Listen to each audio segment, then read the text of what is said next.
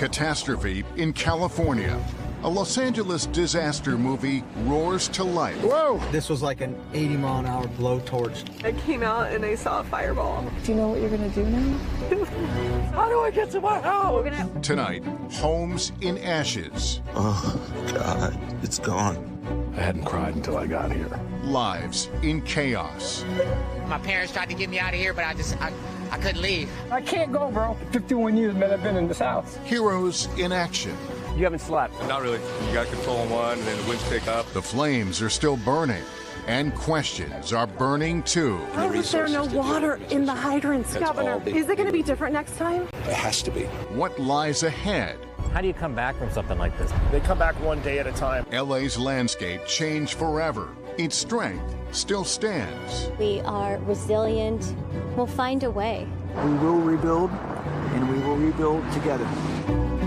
Now, the very latest from the front lines. Fire and ash, devastation in LA.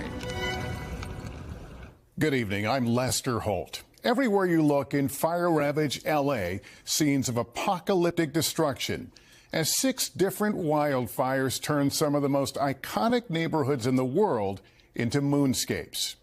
Here's where things stand this evening. At least 11 people are dead. More than 150,000 are under evacuation orders.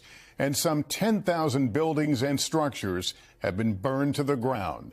Tonight, stories of heartbreak, heroism, and also hope. But first, we take you moment by moment through the last 4 days, from the first sparks to the mammoth blazes now unleashing their full fury across a great American city. It all began 4 days ago when Los Angeles residents might have expected a typically beautiful Tuesday in their city. But that morning was different.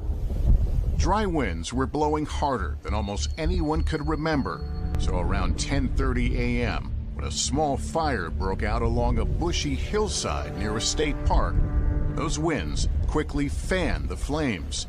LA firefighters got word on their internal radio channel. This has the potential for 200 plus acres in the next 20 minutes. We have a potential for structures being threatened in the next 20 minutes. The fire started to burn through one of the wealthiest and most beautiful neighborhoods in the country, the Pacific Palisades. I saw when the fire first started, so I rushed over here to pack my belongings, and I got the evacuation orders. Barely 2 hours after the fire broke out, residents began fleeing by car, but some got stuck in their tracks. The homeowners are saying they're unable to access any exit routes. There's fire on both sides of the roads. Amid the growing chaos, many abandoned their cars in the gridlocked traffic. Responding fire crews used a bulldozer to clear a path. Crucial minutes ticked by. By 4 p.m., the monstrous fire had gathered even more strength, devouring homes. I think over behind us on Enchanted Way, there's probably 4 homes that were lost. I could see from the roof, I could see a structure on fire, so. Firefighters tried to attack the flames with airdrops by helicopter as the winds kept driving the fire forward, toppling trees and severing power lines. The only thing I heard above that wind was the power lines popping. By 6:30 p.m. on Tuesday, the Palisades fire had already burned more than 1,200 acres and forced the evacuation of thousands. We were here not too long ago. California Governor Gavin Newsom declared a state of emergency. It's incredibly important that we heed the warnings, the calls, that we're not out of the woods by any stretch of the imagination. The governor was right. Just as he and his team were speaking, another fire had broken out in Altadena, a small foothill community to the east of the Palisades. Officials would name it the Eaton Fire, after a canyon near its origin. Which is your house? Yeah, this is our house. Backyard's on fire. I'm out of here. That new fire blew up rapidly in the darkness, expanding its scale, forcing the evacuation of this assisted living facility. You'll see the people on stretchers and just the effort, the very rapid effort to try to get these people out of harm's way. As the night wore on, the hurricane-force winds reached upwards of 75, even 100 miles per hour. making it unsafe for those helicopters to fly. We're trying to surround the fire, break it up into different divisions so geographically we can orchestrate an effective attack on it. On Wednesday morning, plumes of smoke rose out of the canyons and blotted out the sun. The Palisades fire had continued its march west, scorching 5,000 acres in its path. You can see these coastal beachfront homes just erupting in flames. An estimated 1,000 structures had been razed by the fire. Cars, schools, churches, communities gone. It's devastating. It is apocalyptic. This does not feel real. Good morning. Thank you. At a morning press conference, the Los Angeles County Fire Chief Anthony Marrone didn't mince his words. The fire is growing. We have no percentage of containment. And 40 miles away, there were the first reports of deaths from that Eaton fire. Unfortunately, we have 2 reported fatalities. Tens of thousands of people remained under mandatory evacuation orders. And yet we found people returning to see what the fire had spared and what it had not. Is this your home? Yes. I'm so sorry. How long were you here? My entire life. Yeah, I'm kind of in shock right now.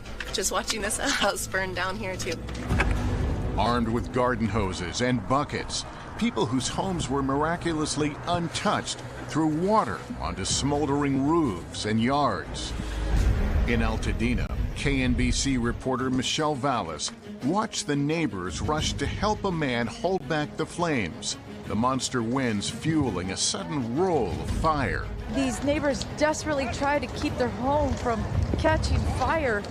And then rescue came. Here they come! We're gonna help you!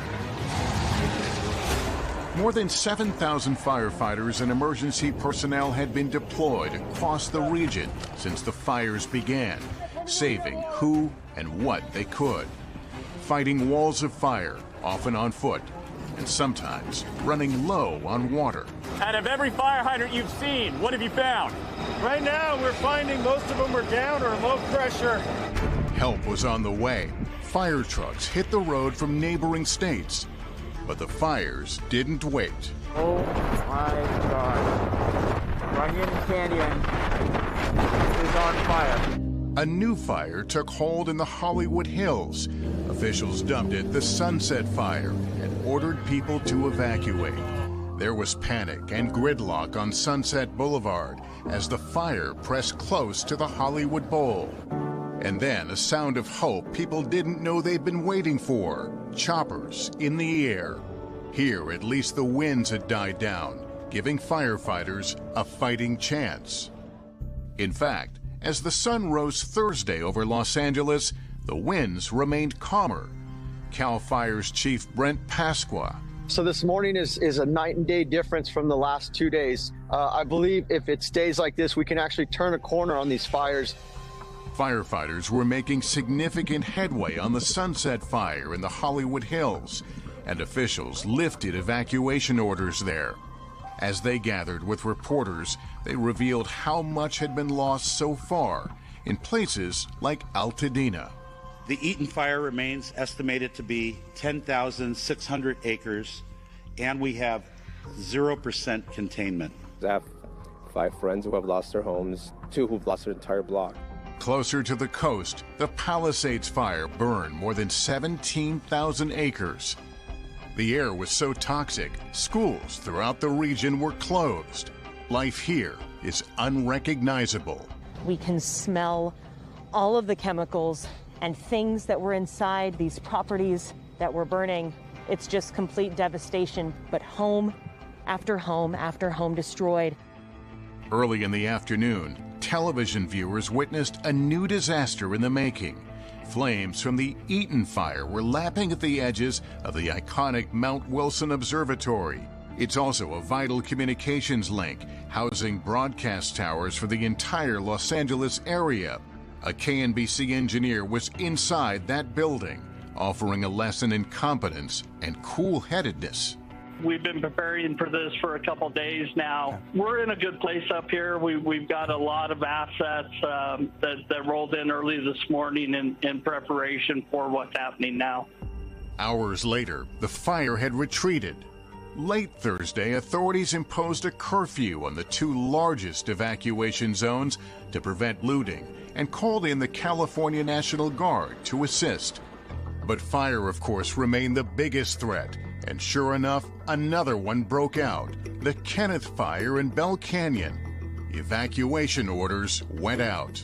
We keep seeing these fires pop up in different places. If you're told to evacuate, then get the hell out. By this morning, the death toll had climbed to 10 people.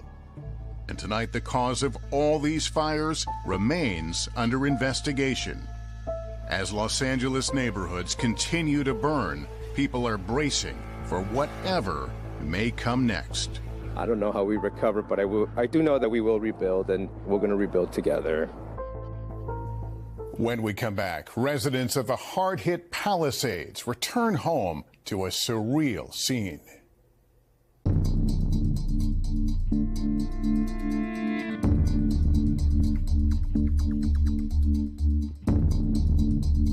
The Palisades fire is already the most destructive in LA history. Two of our correspondents, Jacob Soberoff and Katie Tur, grew up there. Like so many others, they returned to find a heartbreaking scene. Pacific Palisades, a Los Angeles neighborhood 20 miles west of downtown, is the epicenter of this week's disaster. More than 5,000 homes and structures destroyed. About 20,000 acres razed by the flames, and nearly 40,000 people ordered to flee for their lives. I grew up in Pacific Palisades, and I've never seen anything like this. The whole town was gone as we knew it. This is the Palisades Public Library. It's still on fire. I brought my kids here, I don't know, in the last 4 or 5 months. With their library cards, they check books out of here. Look at the fire still burning in the roof. Then I drove along the world-famous Sunset Boulevard. To me, Sunset Boulevard is the heart of my community. There's not a single house left standing here. What do you do? What do they do? There's just never, ever, ever been anything like this. One of my best friends grew up here in the Palisades, too. MSNBC anchor Katie Tur. Here she is as a kid in the neighborhood. A heavy hitter, getting a jump on her career. We drove through streets filled with so many of our childhood memories and dreams. Growing up, we had fires too. Did you ever evacuate? No, we never evacuated. And that's what's crazy. It's like everybody thought in the event of a natural disaster, this area is untouchable. They just thought fire would be contained before it ever got down here. Thankfully, it mostly was until now. And this is the most densely packed area in the Palisades. Not a single house is left here. If I was going home, I'd make a left on this street. Why don't we go there? Was that your front door? Yeah, and this was the living room. We put a Christmas tree in this corner right here. And behind that was a bathroom that my dad set up a dark room for me in because I loved photography. Our nostalgia was short-lived. There's too much real misery here. Too many lives upended. We just moved in 2 days before the fire. Do you know what you're going to do now? What were you able to get when you left? Nothing. Because you thought there's no way, right? I was working really hard. I'm a couples therapist, and I was like working. I didn't know, and I came out and I saw a fireball, and I had to get out immediately. Oh my God. I grabbed. This is everything. I grabbed one painting. Today I met Tanner Schaff. Tanner is from Minnesota, but happened to be visiting a friend when the flames engulfed the neighborhood. And then the house. How are you doing? I mean, I think it's not an exaggeration to say you barely made it out alive. I'm doing well. It was a bit overwhelming. They fought the fire, but it was hopeless. I'm a professional storm chaser. I have friends that firefight and give me a lot of knowledge, and I've been around some fires before, but nothing like this. Pretty much every house here got taken out. I remember hearing you talk about the trees on fire. You could see the trees on fire. The thoughts that were going through your head at that moment when you realized we got to save our lives. Yeah. What was it like? Just a sense of defeat. They found themselves in an inferno. Everything's on fire around us. You know, we're getting in his car. We're going down the street. It's thick. You can hardly see. And there was just kind of this just sombering feel in the car. You can't describe it. Just nearby, Cafe Vita used to be at the heart of the community. Now it's a pile of charred rubble. Oh my God. Look at this. This is just hard to believe, hijo. Albie Fuentes has worked in Pacific Palisades for 34 years. I've known him almost as long. What was it about this place that made it so special and made it so popular? The enormous effort to make it like a second home, you know, for everybody. What does it feel like to be here? I have to cry so much, hijo. I have cried so much on these last days. It's so hard. It's so hard. It's so hard. What are you gonna do, Albie? Right now, as for many people suffering this tragedy, our immediate future is uncertain. I don't know. When you cover these things, you always hear people talking about, I can't imagine it happening, you know, to me, and this hasn't happened to me. But I look around the town, the neighborhood, the place that I grew up in. I talk to my friends who I spend so much time with on these streets, and it's hard to imagine what comes next and what happens next. As the fire continues to eat away communities, you hardly dare think about the future. CAL FIRE Deputy Director Nick Schuler. In my 26 years, this could be one of the top, most devastating fires I've seen. What happens in a situation like this where the high school's destroyed, you got churches destroyed, you got the 2 supermarkets in the community destroyed? How do you come back from something like this? They come back one day at a time. I know it's hard for everybody, but let's keep our praise and let's keep our hopes and let's be together. When we return, how residents of a unique community in LA are dealing with traumatizing loss while holding tight to what they do have left, one another.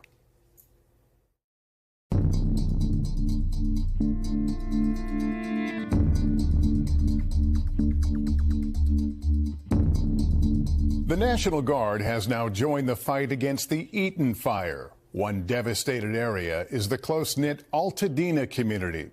The sheer breadth of the devastation is mind-boggling, but really it's a series of painful, intimate losses suffered by family after family. Here's Gotti Schwartz. The fire swept in like a hurricane Tuesday night, flames ripping through Altadena at a relentless pace. You can see so many homes over here have been destroyed, and that fire continues to burn all around us. We're hearing the sound of explosions. Watch out, there's a down power line over here, so I think this is as far as we're gonna go. But it is just an absolute wasteland. The city sits at the foothills of the San Gabriel Mountains, a hardworking and diverse community who put everything they had into their homes. It gave them a sense of pride. James Fowler grew up in this neighborhood. His father bought a home here in the early 60s, and James's mother moved in when they got married. They raised a family, put down roots, from weekend barbecues in the backyard and afternoon swims to celebrating engagements and birthdays. Happy birthday, dear Jimmy. This home was the backdrop for all the big Fowler family moments, and it's the place where his father passed away. Afterwards, James continued to live there with his mother, embraced by their tight-knit community. But as the smoke finally lifted on Wednesday morning, it became clear. James's hometown was forever changed. I'm so sorry. It's all gone. James's brother-in-law made his way to the family home and sent this video. Oh my God. Oh God. It's gone. This is what the house looked like before the fire. Now all that's left is a chimney and a truck in the driveway. Thursday afternoon, James returned to his beloved Altadena. I knew people all up and down here on the mountain, all around this whole area. This whole area is where I grew up, really. Driving the streets, James looked for his local restaurants, his schools, it was all gone. I jumped in my head and cried yet, because it's so devastating and so shocking, and it's just like I didn't believe it's real, and now seeing it is like, He finally made it to his family's home. He wanted to see it with his own eyes. I can't really make anything out. A home in ruins. There you go. It's wild. This is devastating. Of course, the smoker is fine. Made a lot of good barbecue, honestly, for many years. And then his father's truck, slightly melted, but still there. Perhaps a message of strength from above. There's a haunting serenity up here, even in this. Yeah, it's still so unbelievable, James never imagined any of this when he last left the house as the flames approached. I knew it was coming this way. We've escaped fires before. I grabbed what I could, and we decided that, it's time to go. James packed up his father's ashes, some clothes, and a toothbrush, and banged on neighbors' doors as he left to warn them. It seemed kind of chaotic. The family had evacuated from fires before. It was very scary up here as we were leaving. The glow was terrifying. This time was different. This was such a beautiful home. Yeah. It sounds like it was your father's forever home, but it was your forever home. Yeah. This is where you wanted to spend your life. It is. Yeah, absolutely. And who knows, maybe we rebuild here, I'm concerned. A new home, he knows, will never be the same, but the people are. I'll be honest with you in saying that, while it's overwhelming and it is big stuff, it's still just stuff, So that's something I have to remember, that it's big stuff, but it's just stuff, right? When you have a community like this, it does make it a little bit easier. That's right. I'm just grateful for what I've got. I've got great friends, I've got a great family, I've got a great support system, got a great church, a great community. So it's just, I'm grateful. When we come back, a hair-raising ride-along with a first responder.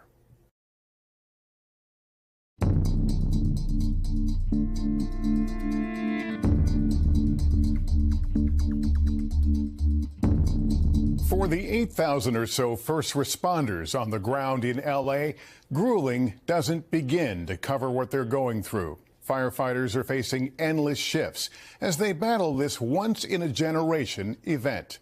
Tom Yamas rode along with a fire captain for whom the mission feels both impossible and emotional. Bring the engine right here. It's been a 4-day nightmare for firefighters in Southern California.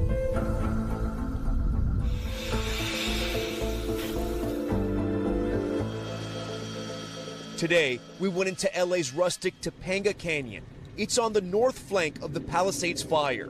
Flames, smoke, and a battle up and down the mountain. We rode along the twisty roads to find the heart of the firefight with Battalion Chief Brent Pasqua from CAL FIRE. So we're doing everything we can right now to control the spread of this fire. If we can jump on this fire now, stop the spread of it, when the wind comes, we'll be in better shape to not have a fire escape out of our perimeter and keep this within the perimeter.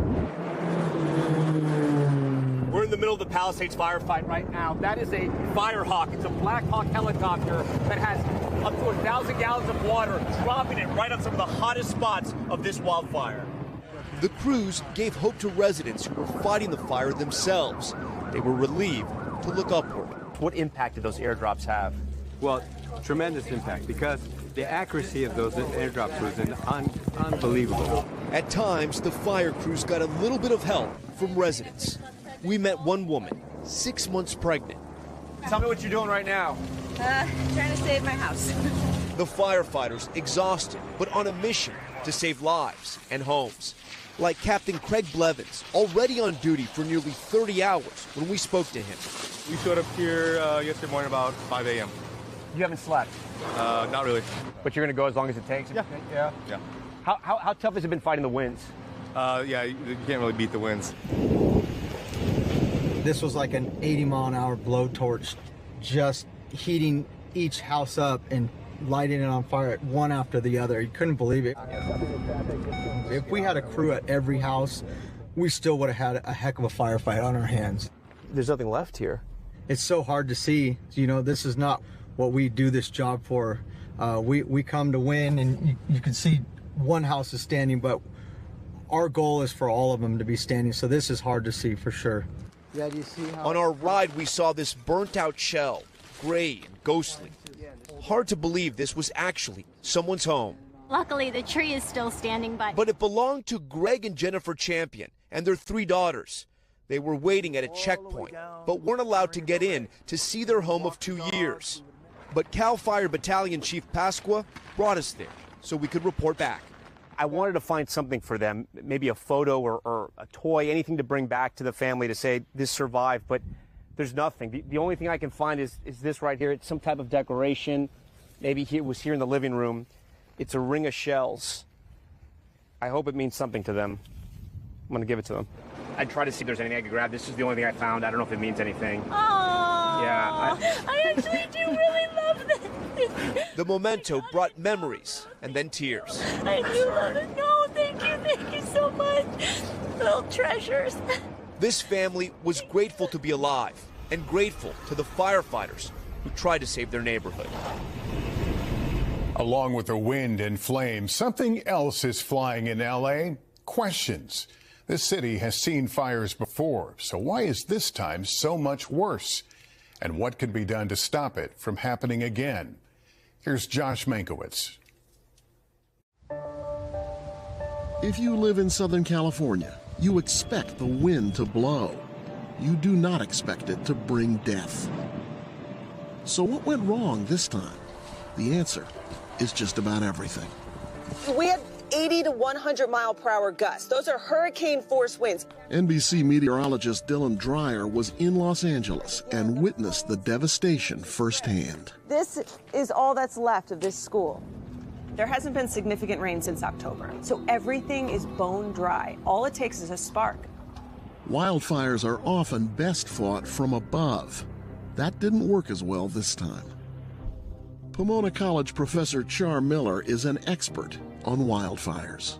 When the winds are at 40 miles an hour, they cannot fly into these canyons, fly over these areas. Now double that airspeed to 80, and you'll understand the dilemma they faced. Often that wind overwhelmed the work of the fire department's boots on the ground. As a fire boss once told me, when the wind is 10 miles an hour, I'm a firefighter.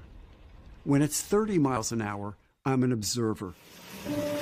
It was during that first night that water ran short in some areas because firefighters had used so much of it. This hydrant has no water in it. What is going on with the water situation? We have had some issues with water. If you stick enough straws into a glass of water, it's going to empty faster. Even if you turn every fire hydrant on, the more water you're running, the less pressure you have. And without that water pressure, how do you get it strong enough from the hoses to put out these fires?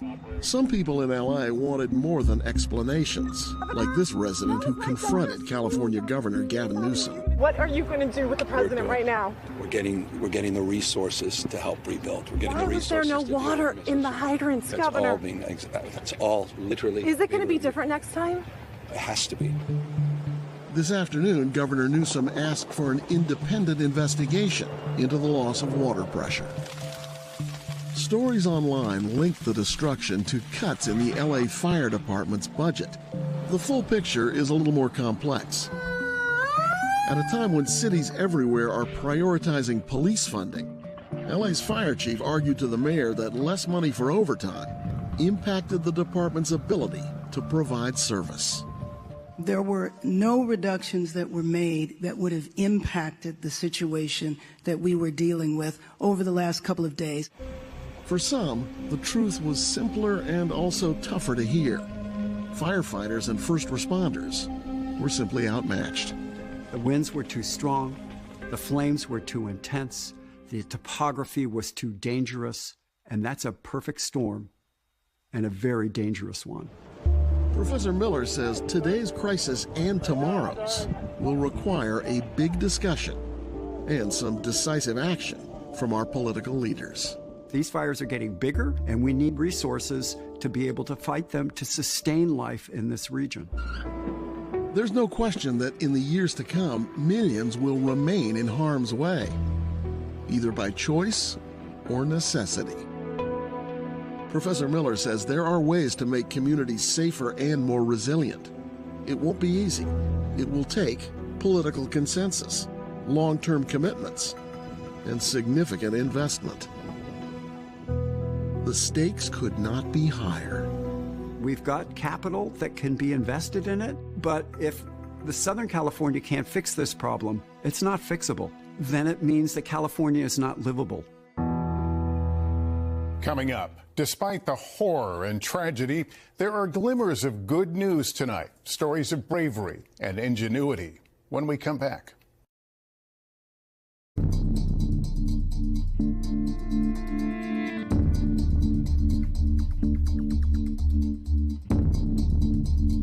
As horrifying and heartbreaking as the scenes of destruction are, many LA residents remain determined to protect what they can, whether risking their own safety to track down the family pet or picking up a garden hose to save a home. Small acts of gumption show us there's one thing that cannot be extinguished: the human spirit. Here's Liz Kreutz.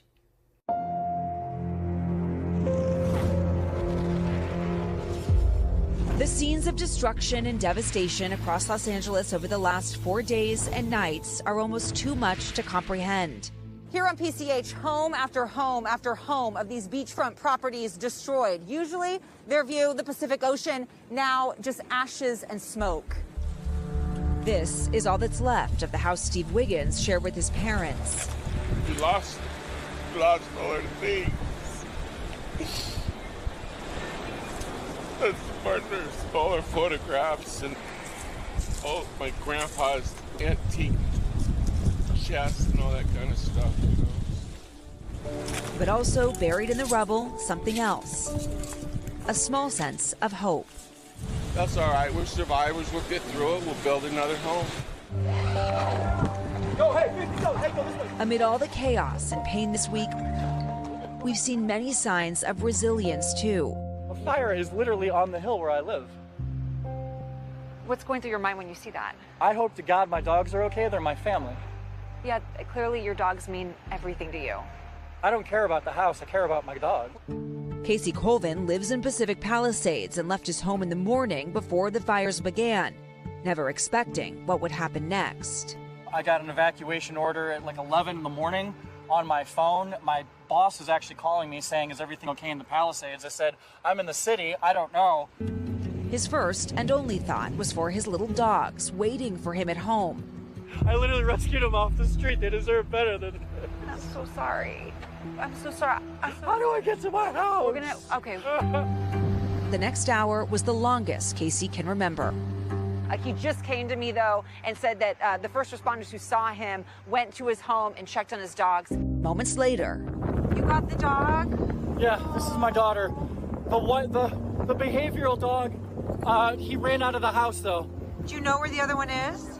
No, I have an air tag on him, but it doesn't seem to be working. Oh. Here's the other leash. Oh, what's her name or his name? Tika. Casey is hopeful his other dog will also be home soon. On the other side of town, as the fires raged, Abraham Kevorkian took a huge risk. But the next day, he had a huge reward. My driveway, they're coming.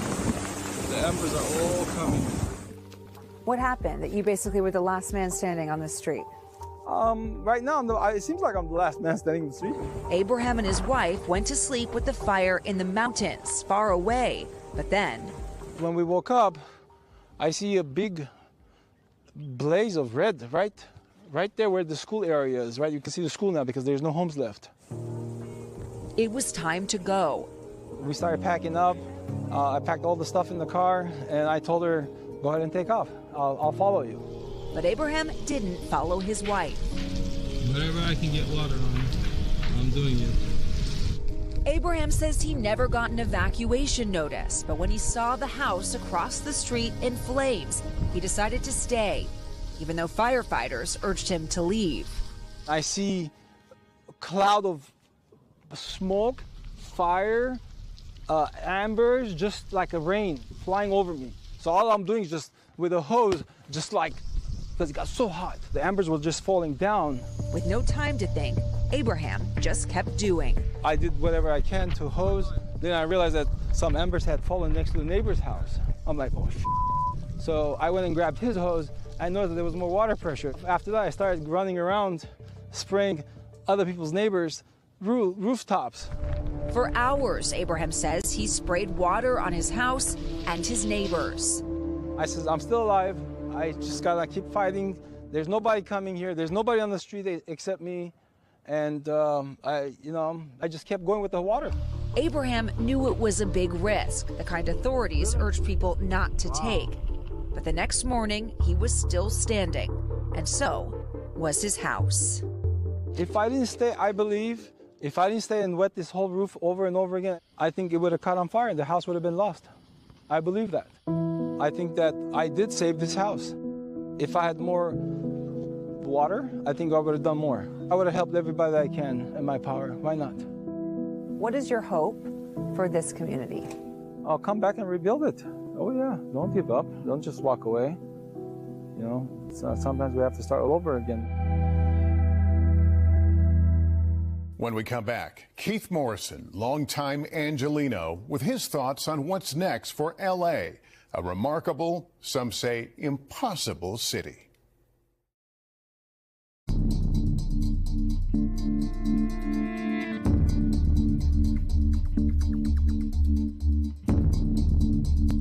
Los Angeles, a sprawling, singular city that traffics in fantasy, knows real-life tragedy and catastrophe all too well.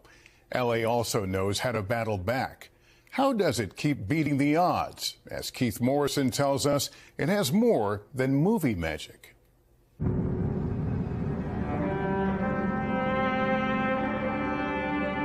What a crazy idea it is. What a bit of madness. This vast, sprawling city, collection of cities, on an earthquake-prone, drought-prone, fire-prone desert by the sea. What were we thinking? Even the water. Water to drink. Water to water. Water to fight the fires. Imported from somewhere else. Like the people. And yes, it is glorious and inspired, and has given the whole world 100 years of drama and joy and laughter. Its names and faces known and loved and loathed by humans everywhere. Can I help you load the chairs in? And every once in a while, it is just impossible. I'm trying to find my dad. Which is how living in L.A. feels to a lot of people just now. Impossible and terrifying. The flames are just kind of leaping right over us. This one, many fires at once, is perhaps the worst of them. But there are so many, many stories in the history of this great benighted city. There has been so much loss. Fire has jumped Mulholland at the crest of the Santa Monica. It's headed toward Bel-Air. Rare is the Angelino who remembers this one personally. Fire crews are This was 1961, and it was Bel-Air. This one destroyed 484 homes, chewed through 6,000 acres of prime real estate.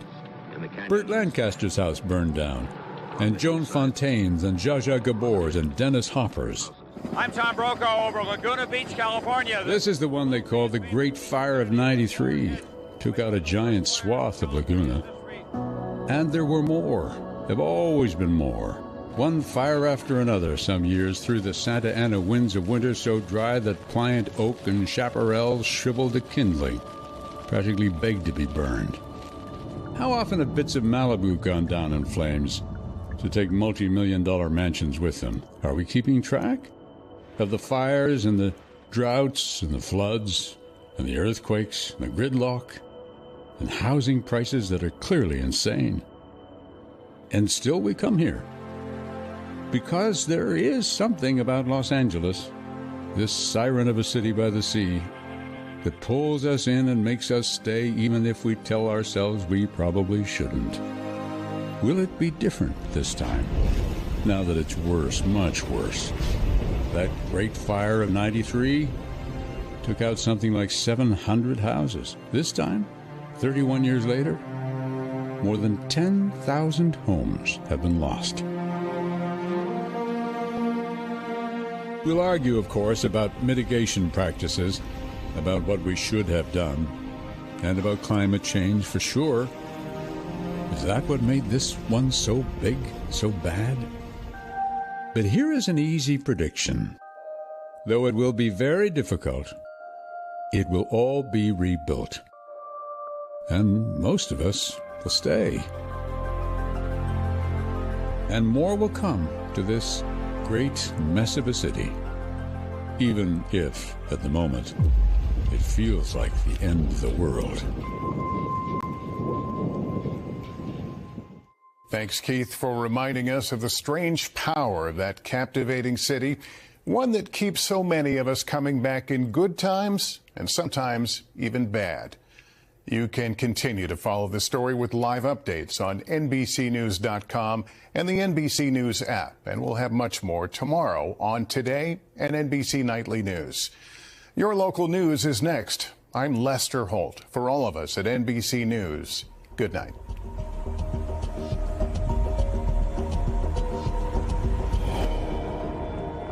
Thanks for watching. Stay updated about breaking news and top stories on the NBC News app or follow us on social media.